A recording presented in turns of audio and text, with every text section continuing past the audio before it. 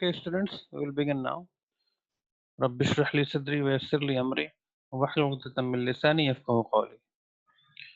So, in the last class, we discussed about noun. We discussed about pronoun. Okay, and we discussed types of noun as well. Types of noun, we can say that there are few common noun. And there are proper noun as well.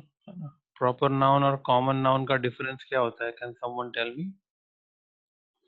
What is the difference between common and proper noun? Yesterday we discussed this briefly.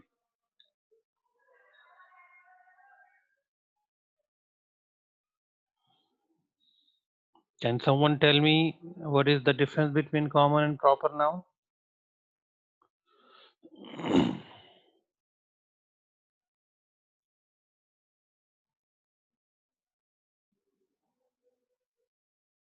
Okay, I will tell you this again.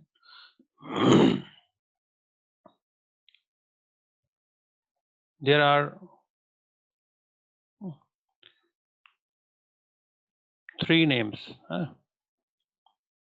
Lift, है ना, अम्मी और Ubaid sir, है ना. There are three names, है ना, three nouns. ये तो चीज का नाम है ना. पर ये इंसान में मतलब एक ऐसे इंसान का नाम है जिसका अलग से भी एक नाम होता है ना. अम्मी हम बुलाते हैं अपनी मदर को, पर जिसकी भी माँ होती है वो उसको अम्मी ही बुलाता है ना. तो ऐसे नाउन को जिसको के मतलब जो एक पर्टिकुलर इंसान का नाम ना हो बल्कि कई लोगों को इस तरह के ऐसे नाम दिया जाता हो, जैसे कि टीचर हो गया, है ना. तो अगर आप टीचर कहते हैं तो वो बहुत सारे टीचर्स हैं आपके. अगर आप स्कूल कहते हैं तो स्कूल बहुत सारे हैं बड़ा-सा में. अगर आप सिटी कहते हैं तो सिटी बहुत सारी जगहों को सिटी कहा जाता है ना, बहुत सारे एरियाज़ हैं जिनको सिटी बोला जाता है. या विलेज कहें तो बहुत सारे एरियाज़ हैं. बॉय या गर्ल कहें ना, डॉटर या सन कहें, तो ये बहुत सारे हैं. तो जब इन जगहों के कुछ खास नाम भी हैं, जैसे आप सिटी बोलें तो मोडासा, या आप अहमदाबाद बोलें, हाँ, तो वो प्रॉपर नाउन हो जाएगा. आप बोलें स्कूल तो वो कॉमन नाउन है, पर आप कहें रेडियंस स्कूल या मखदूम स्कूल या मदनी स्कूल या मदनी, तो वो क्या बनेगा? प्रॉपर नाउन होगा. Rahil, is there any problem? You unmuted yourself. Do you want to say something?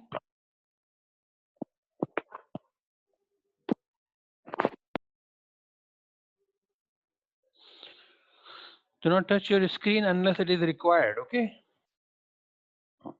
तो जब हम देखते हैं कि एक खास नाम है तो वो प्रॉपर होता है ना. जब वो नाम इस तरह के कई लोगों का हो तो वो कॉमन नाउन होता है ना. कई लोगों का हो, कई जगहों का हो, कई चीजों का हो, that is called common noun. Okay. तो जैसे उबैद है तो ये प्रॉपर नाउन है. अगर आप कहें कि मुझे सर ने बुलाया, आप स्कूल आए, आपको आप कहें सर ने बुलाया है मुझे, तो लोग पूछेंगे किस सर ने बुलाया आपको. तो जो सर है वो कॉमन नाउन हो गया. अब आप जब बताने वाले हैं जो आंसर वो प्रॉपर नाउन होगा. किस सर ने बुलाया है तो आप कहेंगे मुझे उबैद सर ने बुलाया है, या इब्राहिम सर ने बुलाया है, या किसी मैम ने बुलाया है. तो वो जो नाम आप देंगे वो प्रॉपर नाउन होगा. तो एग्जैक्टली पता चल जाएगा कि हाँ ये इंसान ने बुलाया है. ठीक है.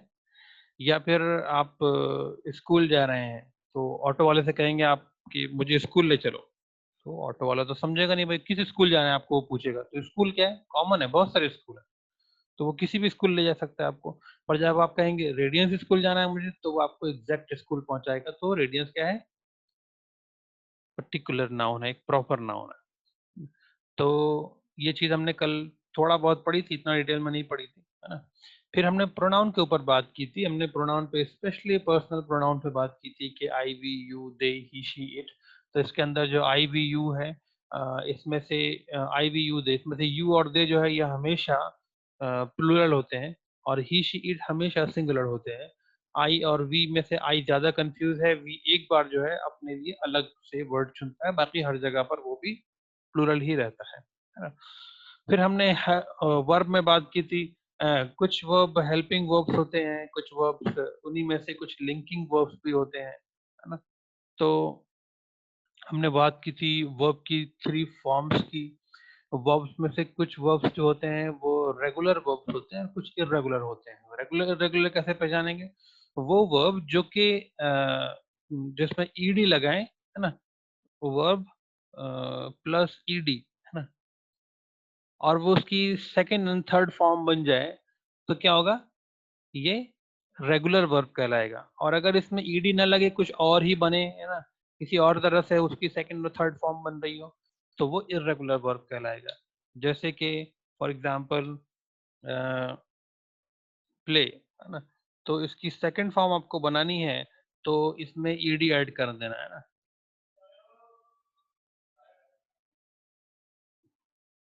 Play plus ED. अब ये प्ले प्लेड प्लेड ये आपकी दोनों फॉर्म इस तरह से हो जाएंगी, है ना। पर बहुत सारे वर्ब्स ऐसे होते हैं जिसमें ऐसा नहीं हो सकता, जैसे कि रन, है ना, या जैसे कि कम, या जैसे कि डू, है ना।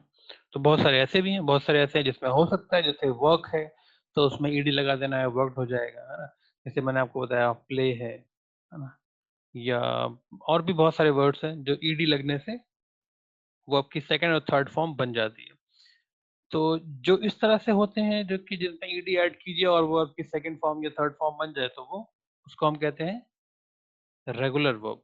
और जिसमें हमको कोई फॉर्मूला नहीं है कि हाँ इस तरह से इसको बनाना है, कैसे बनाना है, तो फिर उसके लिए क्या करना होगा? हमको हमको उसको याद करना पड़ेगा एक एक को, है ना। जैसे रन है तो रन का आपको याद करना पड़ेगा कि सेकंड फॉर्म रैन है और थर्ड फॉर्म रन है ना। ये आपको याद करना पड़ेगा, रन रैन रन, है ना। कम केम कम, है ना। रीड है तो रीड में तीनों फॉर्म लिखी सेम जाती हैं, सेकंड फॉर्म पढ़ी अलग तरीके से जाती है ना। रीड रेड रीड, है ना, लिखी तीनों एक ही तरह से जाती हैं। कुछ में तो बहुत ही चेंज हो जाती है, थिंक थॉट थॉट, है ना। तो आपको वो याद करना पड़ेंगे जो इर्रेगुलर वर्ब्स है।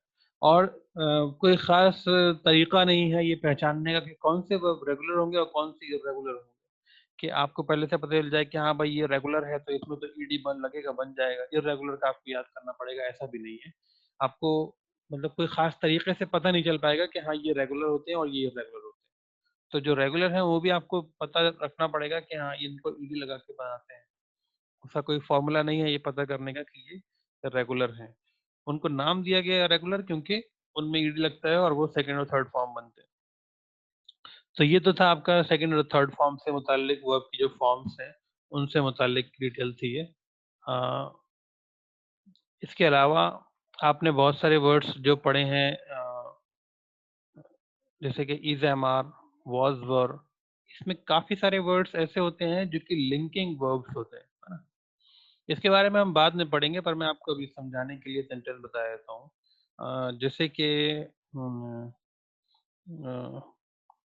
ही इज अ बॉय, है ना। और दूसरा सेंटेंस है ही इज गोइंग। तो दोनों ही सेंटेंस हम देख रहे हैं इज आया है ना। तो यहाँ पे एक नाउन आया है और यहाँ पर एक वर्ब आया है। He is a boy and he is going. तो ये दोनों वर्ब, दोनों सेंटेंसेस में यहाँ पर इज जो है वो लिंकिंग वर्ब है और यहाँ पर इज जो है वो हेल्पिंग वर्ब है ना।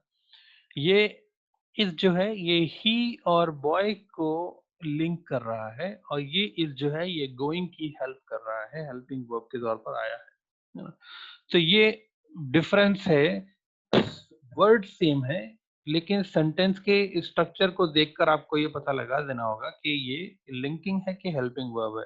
अभी हम जिन सेंटेंसेस पे काम करने जा रहे हैं those are going to be helping verb. हम इन सब को देखेंगे, ये आएंगे बीच बीच में, ये विल आएगा, शैल आएगा, है ना। या had, has, have, was, were, is, am, are, कुछ नहीं है इसके अंदर वो भी ऐड कर देता हूँ मैं आपके लिए। डू, डज या फिर डिड, है ना, ये ऐड नहीं है इसके अंदर, मैंने लिख दिया आपके लिए। तो इस तरह के बहुत सारे वर्ब्स जो हैं आपके हेल्पिंग वर्ब्स ये आने वाले हैं अंदर।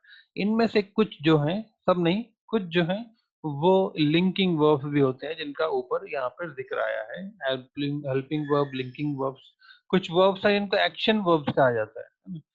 जो सेंटेंस है, जैसे कि ये सेंटेंस जो आपके सामने है, इस जो है हेल्पिंग वर्ब है, तो गो जो है वो मेन वर्ब है। तो जाना, इसके अंदर हमको एक्टिविटी दिखती है। हम कहें कि एक इंसान जा रहा था, तो हमको ये वर्ड सोचते ही समझ में आ जाएगा कि उसमें कुछ मूवमेंट है ना, एक्टिविटी है। एक क्लाइंब करना या जंप करना, है ना? तो या दौड़ना, किसी चीज को खींचना या धक्का देना, हमको इसमें क्या दिखता है? एक्टिविटी दिखती है। तो जब ये एक्टिविटी वाले वर्ड्स होंगे तो हम उसको क्या बोलेंगे? एक्शन वर्ब्स, है ना? तो कुछ वर्ब्स जो हैं एक्शन वर्ब्स भी होते हैं। एक्शन वर्ब्स के साथ कहीं-कहीं पे अलग ट्रीटमेंट होता है, वो भी आपको जानने की जरूरत नहीं है, because we are working on the very basic of the structures at the moment. Okay, तो ये कुछ बेसिक चीजें थी जो आपको जानना जरूरी थी टेबल ऑफ टेंसेस पर आने से पहले। अब आते हैं इसके कंटेंट के ऊपर काम कर लेते हैं। मैंने आपको पिछले क्लास में बताया था कि जो टेंसेस हैं उसकी 3 फॉर्म्स होती हैं, 3 तरह के टेंसेस होते हैं, प्रेजेंट, पास्ट एंड फ्यूचर। ये मेन टेंसेस हैं, है ना? मतलब जैसे कि सीज़न होते हैं ना, 3 सीज़न, वैसे ये 3 मेन जो है टेंसेस हैं, प्रेजेंट, पास्ट और फ्यूचर। पास्ट जो है सबसे ज़्यादा यूज़ होने वाला टेंस है और इसमें हम सबसे ज़्यादा मिस्टेक भी करते हैं, क्योंकि यूज़ सबसे ज़्यादा करते हैं इसलिए मिस्टेक भी सबसे ज़्यादा करते हैं। आप देखें तो ये आसान भी सबसे ज़्यादा है, पर क्योंकि इसका यूज़ ज़्यादा होता है इसलिए कंपैरेटिवली हम इसमें गलतियाँ भी ज़्यादा करते हैं, तो इसको बेहतर तौर पर आपको समझना पड़ेगा। हम इस तरह से जा रहे होंगे कि हम पहले सिंपल पे डिस्कशन करेंगे, फिर कंटीन्यूअस फिर परफेक्ट फिर परफेक्ट कंटीन्यूअस पे डिस्कस करेंगे, इस तरह से। अब देखिए प्रेजेंट के 4 फॉर्म्स होती हैं, फिर पास्ट की भी 4, फिर फ्यूचर की भी 4, तो इस तरह से ये टोटल 12 टेंसेस बनते हैं। मेन जो है वो 3 है, इन 3 से 4-4 और निकले हैं, तो टोटल हो गए हैं 12 टेंसेस। तो इसकी स्ट्रक्चर को समझ लेते हैं कि ये किस तरह से काम करता है ना? पहले तो आपको यहाँ पे सब्जेक्ट देख लेना है, सब्जेक्ट सिंगुलर है कि प्लूरल है, ओके? अगर आपका सब्जेक्ट सिंगुलर है, तो सिंगुलर सब्जेक्ट में आप, ज़रूरी नहीं है कि आप सब्जेक्ट में सिर्फ नाउन को ही रखें, आप प्रोनाउन भी रख सकते हैं। जैसे कि एग्ज़ाम्पल के तौर पर यहाँ पर है ना? रवि है ना? और यहाँ पर ही है। तो ही और रवि दोनों ही क्या है? सब्जेक्ट हैं। ही वेंट या रवि वेंट, दोनों ही सब्जेक्ट हैं। जाने का काम कौन कर रहा है? ही भी हो सकता है, वो रवि भी हो सकता है, सिंगुलर होता है, प्लूरल भी हो सकता है, यू भी हो सकता है ना? हम भी हो सकता है कि हम जा रहे हैं या तुम जा रहे हो या तुम जा रहे थे। तो जब हम अ, पहला सेंटेंस बनाएँगे जिसके अंदर सिंगुलर सब्जेक्ट है, तो वो हम जो सब्जेक्ट यूज़ करेंगे वो सिंगुलर होना चाहिए। जैसे कि स्कूल, है ना? एक सब्जेक्ट है, अगर हम स्कूल्स कर देंगे तो वो प्लूरल हो जाएगा, है ना? या फिर बॉय या फिर गर्ल, है ना?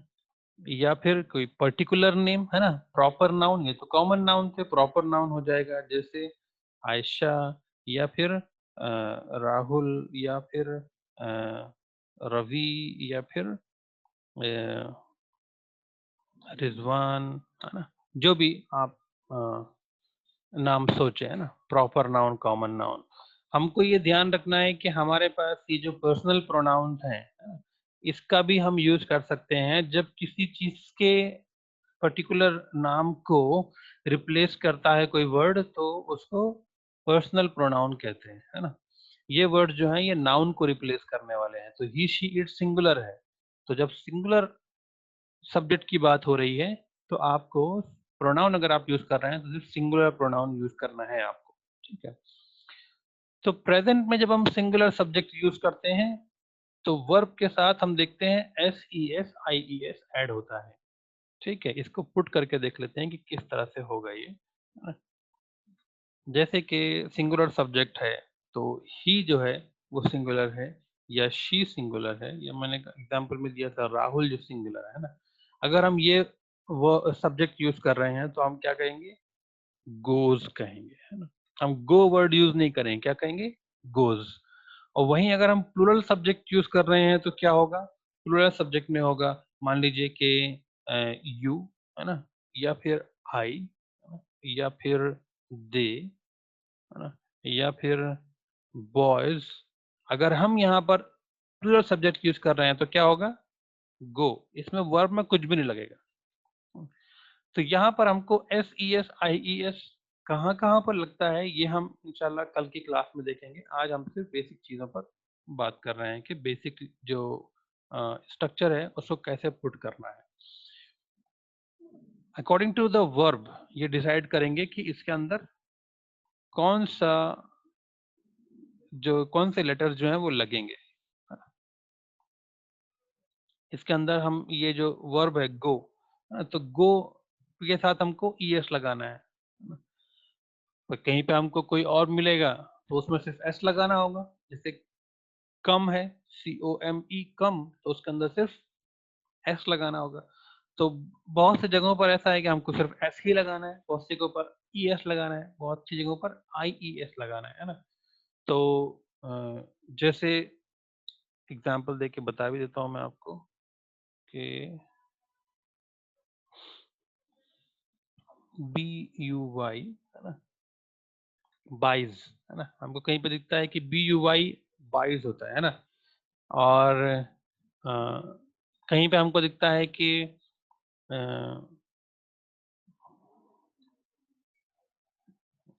PLAY प्लेज़, सॉरी, प्लेज़, है ना? कहीं पे हमको दिखता है कि Y के बाद जो है वो S आ रहा है, पर कोई चेंज नहीं हो रहा है। पर कहीं-कहीं पे ऐसा भी होता है कि Y के बाद जब हमको S लगाना होगा, तो जो IES है वो आ जाएगा, Y जो है वो हट जाएगा वहाँ से, है ना? जैसे कोई एग्ज़ाम्पल इसका दीजिए। स्टडी, है ना? स्टडी वर्ड है, तो जब आप सिंगुलर सब्जेक्ट के साथ यूज़ करेंगे उसको, तो वो स्टडीज़ हो जाएगा। ये आपको कैसे होगा ये आपको इंशाल्लाह नेक्स्ट क्लास में बताऊँगा मैं कि इसको कैसे पुट करना है, कि कौन से सब्जेक्ट के कौन से वर्ब के साथ SES IES में कौन-कौन सा लगेगा। इसके ऊपर हम इंशाल्लाह नेक्स्ट क्लास में डिस्कस करेंगे। पास्ट में बहुत आसान है, सिंगुलर प्रेज़ेंट में तो ये था कि सिंगुलर सब्जेक्ट हो तो ये, प्लूरल सब्जेक्ट हो तो ये, पर यहाँ पे हमको कोई इश्यू नहीं है सिंगुलर प्लूरल का। यहाँ पर हमको सिंपली कोई भी सब्जेक्ट हो उसके साथ वर्ब टू ही रख देना है सीधे-सीधे। तो भले ही वो ही हो या फिर दे हो, है ना? इससे कोई फ़र्क नहीं पड़ेगा, सिंगुलर है चाहे प्रॉपर नाउन हो, राहुल, या फिर कॉमन नाउन हो, प्लूरल बॉयज़, है ना? कुछ भी हो, हमको वर्ब की सेकंड फॉर्म याद रखनी पड़ेगी लेकिन, है ना? जैसे हमने ऊपर स्टडी यूज़ किया, तो STUDIED स्टडीड, है ना? या फिर गो यूज़ किया, तो गो की सेकंड फॉर्म वेंट, है ना? ये हमको याद रखना पड़ेगा कि ये यही फॉर्म यहाँ पर आएगी, दूसरी फॉर्म नहीं आएगी। तो इसमें मिस्टेक नहीं होनी चाहिए। आमतौर से मिस्टेक कहाँ पर होती है? सेकंड फॉर्म में ही होती है। हमको पास्ट में जब हम कन्वर्ट करते हैं उसको, तो हम ये भूल जाते हैं कि हमको सेकंड फॉर्म यूज़ करनी है। अब आते हैं फ्यूचर में। फ्यूचर में 2 डिस्ट्रीब्यूशन है, 2 हिस्सों में बाँटा है फ्यूचर में। कौन-कौन से 2 हिस्से हैं? एक तो ये कि अगर आपका सब्जेक्ट आई और वी हो, तो आपको क्या यूज़ करना है, और अगर आई और वी के अलावा दूसरे सब्जेक्ट्स हैं, तो आपको क्या यूज़ करना है, ठीक है? तो आई और वी है, तो हमको शैल यूज़ करना है, और अगर आई, वी के अलावा दूसरे सब्जेक्ट्स हैं, तो हमको विल यूज़ करना है। वैसे आई और वी शैल का यूज़ जो है अब बहुत कम हो गया है। आई वी के साथ भी अब विल का ही यूज़ होता है, और ये शैल का यूज़ जो है ग्रामर में समझाने के लिए इसका अलग से ज़िक्र इस तरह से किया जाता है। शैल का यूज़ जो है वो सजेशन के लिए भी होने लगा है ना? परमिशन के लिए भी होने लगा है अब। तो बहुत सारे यूज़ेज़ हैं शैल के, है ना? शैल वी गो अगर ये कहा जा रहा है, तो ये सजेशन है ना? ये एक क्वेश्चन भी हो सकता है क्या हम जाएँ? ये सजेशन भी हो सकता है कि चलो चलते हैं अब, है ना? क्या हम चलें? Shall we start? है ना? ये एक सजेशन है कि हम लोगों को खाना शुरू करना चाहिए अब। पर क्योंकि हम ग्रामर पर काम कर रहे हैं अभी, इसलिए हमको ये समझना ज़रूरी है कि वर्ड शैल का यूज़ कहाँ होता है, इसलिए मैंने इसके साथ आई और वी को रखा है। स्पोकन इंग्लिश में नॉर्मली हम देखते हैं कि शैल का यूज़ नहीं होता है, विल का ही यूज़ होता है। पर आपको शैल को समझने के लिए इसको यहाँ पर रखना पड़ेगा अभी, है ना? तो फ्यूचर में हम देखते हैं कि ये आई और वी और अदर सब्जेक्ट्स का जो कॉन्सेप्ट है, ये साथ-साथ चल रहा है ना? हर किसी में दिख रहा है हमको, यहाँ पर भी दिख रहा है, यहाँ पर भी, यहाँ पर भी, यहाँ पर भी। तो आगे जो है वो इसको डिफाइन नहीं करूँगा मैं और, ओके? क्योंकि यहाँ पर मैंने कर दिया है कि सब्जेक्ट्स जब आई और वी हो तो आपको शैल यूज़ करना है और आई और वी के अलावा जब अदर सब्जेक्ट्स हों तो आपको विल यूज़ करना है। वर्ब की फर्स्ट फॉर्म ही आएगी। अच्छा, एक चीज़ जो आपने देखी वो इसके अंदर ये है कि यही 2 स्ट्रक्चर ऐसे हैं जिसके अंदर कोई हेल्पिंग वर्ब नहीं है, है ना? Only these 2 structures do not have any helping verb. इसके अलावा जितने भी स्ट्रक्चर्स हैं सब में हेल्पिंग वर्ब दिख रहा है आपको। सारे के सारे स्ट्रक्चर्स में हेल्पिंग वर्ब दिख रहा है। यहाँ पे इज़ है या एम है या आर है या वाज़ वर है या शैल विल है।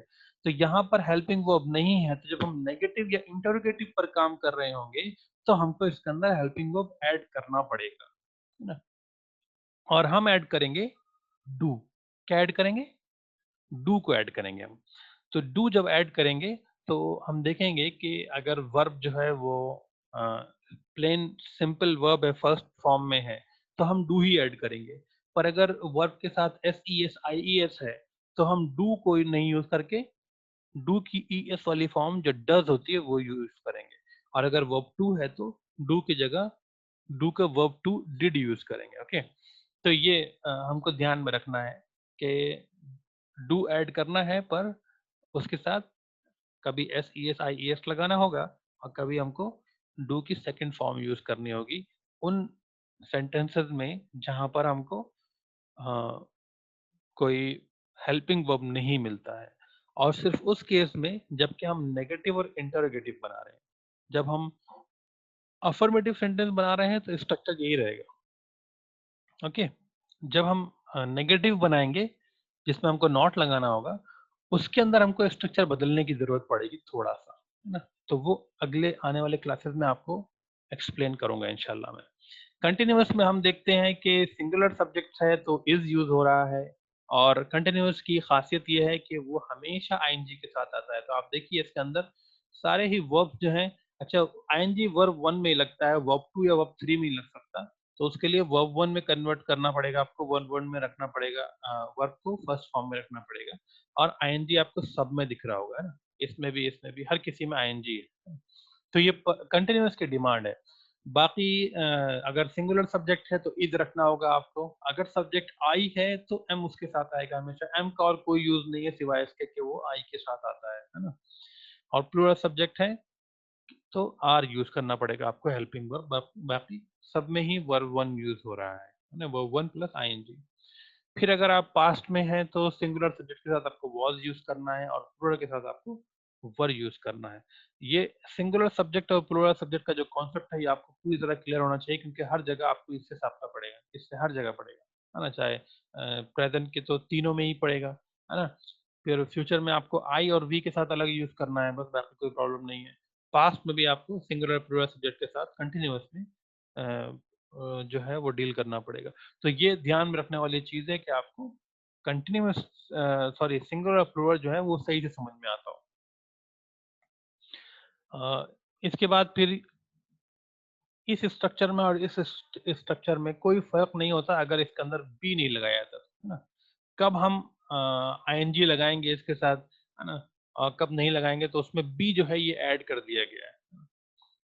तो कंटिन्यूअस में जब हम फ्यूचर का कंटिन्यूअस बना रहे होंगे, तो हमको ये ध्यान रखना है कि शैल के बाद हमको बी ऐड करना है ना? शैल बी फिर वर्ब वन आईएनजी और will be plus verb one ING. तो इसका ध्यान रखना है कि इसके अंदर बी ज़रूर लगेगा। इसके अंदर नहीं है, इस जो सिंपल स्ट्रक्चर है उसके अंदर बी नहीं है। पर जब कंटिन्यूअस स्ट्रक्चर होगा तो सिर्फ आईएनजी लगा के काम नहीं चल जाएगा, आपको उससे पहले बी ऐड करना पड़ेगा। कंटिन्यूअस की डिमांड थी आईएनजी, है ना। पर परफेक्ट जो है उसके बाद उसकी डिमांड है वर्ब 3। आपको दिखेगा कि इसमें परफेक्ट में हर जो स्ट्रक्चर है उसमें आपको वर्ब 3 दिखेगा, है ना। यहाँ पे भी आपको वर्ब 3 दिख रहा होगा, यहाँ पे भी वर्ब 3 है ना, यहाँ भी वर्ब 3 दिख रहा है। तो हर किसी में वर्ब 3 दिख रहा है आपको। तो ये जो है ये डिमांड है परफेक्ट की। प्रेजेंट में हम देखते हैं कि सिंगुलर सब्जेक्ट है तो हैज आएगा और प्लूरल है तो हैव आएगा, और पास्ट में हम देखते हैं कि हैड आएगा। तो इसमें हैज, हैव और हैड जो है एज हेल्पिंग वर्ब आते हैं, और वर्ब की थर्ड फॉर्म कंपल्सरीली आती है। फिर फ्यूचर में दो हेल्पिंग वर्ब हो जाते हैं, है ना, शैल भी हो जाता है और हैव भी हो जाता है। तो इसके अंदर हम सिंगुलर सब्जेक्ट, सॉरी सब्जेक्ट अगर आई और वी है तब भी हम हैव यूज कर रहे हैं, और अदर सब्जेक्ट्स हैं चाहे सिंगुलर चाहे प्लूरल तब भी हैव यूज कर रहे हैं। ऐसा इसलिए है क्योंकि जो शैल और विल है ये सारी रिस्पॉन्सिबिलिटी अपने ऊपर ले ले रहा है कि जो भी सब्जेक्ट आएगा उसके अकॉर्डिंग मैं अपने आप को एडजस्ट करूंगा। हैव जो है इसको एडजस्ट करने की जरूरत नहीं है। तो असल जो बेसिक फॉर्म है हैज, हैव और हैड में से ये बेसिक फॉर्म है हैव। इससे चेंज होता है तो हैज बनता है, इससे चेंज होता है तो हैड बनता है।